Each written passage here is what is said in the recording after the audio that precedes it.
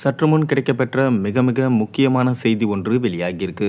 அதாவது திமுக தலைவர் ஸ்டாலினின் கதை முடிந்ததா? தமிழ்நாட்டில் அனைத்து தரப்பினராலும் வெறுக்கப்படும் கொடுங்கோல் திமுக அரசை வரும் சட்டப்பேரவை தேர்தலில் வகுத்த பாட்டாளி மக்கள் கட்சி உறுதியேற்கிறது என அன்புமணி ராமதாஸ் தலைமையில் இன்று நடைபெற்ற பொதுக்குழுவில் தீர்மானம் நிறைவேற்றப்பட்டிருக்கு. பாமக நிறுவனர் ராமதாஸ், கட்சி தலைவர் அன்புமணி ஆகியோர் கட்சி ரீதியாக மோதல் போக்கு காரணமாக தனித்தனியே செயல்பட்டு வரும் நிலையில் அன்புமணி தலைமையில் பாமக பொதுக்கூட்டம் ராமதாஸ் இல்லாமல் முதன்முறையாக நடைபெற்றது. இந்த பொதுக்குழுவில் பல்வேறு தீர்மானங்கள் நிறைவேற்றப்பட்டிருக்கு. திமுக ஆட்சியை வீழ்த்துவோம் என அரசியல் தீர்மானம் நிறைவேற்றப்பட்டிருக்கு. அந்த தீர்மானத்தில் தமிழ்நாடு அரசியல் வரலாற்றில் அனைத்து தரப்பு மக்களாலும் மிகவும் வெறுக்கப்படும் ஆட்சி என்றால் அது தற்போது மு.க.ஸ்டாலின் தலைமையில் நடைபெற்று வரும் ஆட்சி தான் என்பதே அனைத்து தரப்பினரும் பொது கருத்தாக உள்ளது. அந்த அளவுக்கு அனைத்து தரப்பு மக்களும் திமுக அரசால் அனைத்து வகையிலும் மிக கடுமையாக பாதிப்புக்கு உள்ளாயிருக்காங்க.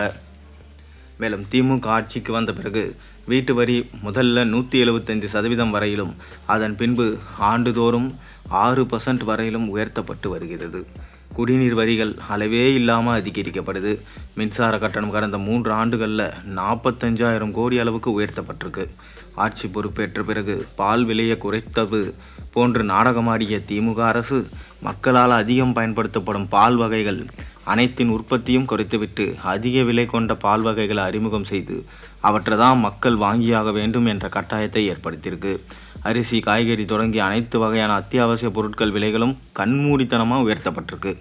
மக்கள் நலம் காக்கும் அரசு என்ற வகையில் இந்த அநியாய விலையேற்றத்தை தடுத்து நிறுத்த அரசு நடவடிக்கை எடுக்கலை. சட்டம் மற்றும் ஒழுங்கு தான் தமிழ்நாட்டின் மிக பெரும் பிரச்சனையாக உருவெடுத்திருக்கு. திமுக ஆட்சிக்கு வந்த பின்னர் இதுவரை தமிழகத்தில் 7,000 படுகொலைகள் நிகழ்ந்திருக்கு. தமிழகத்தின் மிக உயர்ந்த கல்வி நிறுவனமான சென்னை அண்ணா பல்கலைக்கழகத்தில் தொடங்கி கிராமங்கள் வரை எங்கும் குழந்தைகள், மாணவிகள் தொடங்கி மூதாட்டிகள் வரை எவரும் பாதுகாப்பில்லாத நிலை நிலவி வருது. பெண்கள், மக்கள், குழந்தைகள் எதிரான குற்றங்கள் அதிகரிச்சுட்டு வந்திருக்கு. காவல்துறையினரே பல இடங்களில் குற்றவாளிகளை கொலை செய்யப்படும் அளவுக்கு சட்டம் மற்றும் ஒழுங்கு நிலை மோசமடைந்திருக்கு. இவற்றை சரி செய்வதற்கான எந்த முயற்சியும் அரசு எடுக்கவே இல்லை. மேலும் திமுகவை விரட்டி அடிக்க வேண்டும், திமுக ஆட்சியை அகற்ற வேண்டும். இதுதான் மக்களின் எதிர்பார்ப்பு. இதை நிறைவேற்ற வேண்டியது பாட்டாளி மக்கள் கட்சியின் கடமை. அந்த கடமையை நிறைவேற்றும் வகையில் 2026 சட்டப்பேரவை தேர்தலில் திமுக தலைமையிலான அரசு அகற்றப்படுவதை பாட்டாளி மக்கள் கட்சி உறுதி செய்யும்.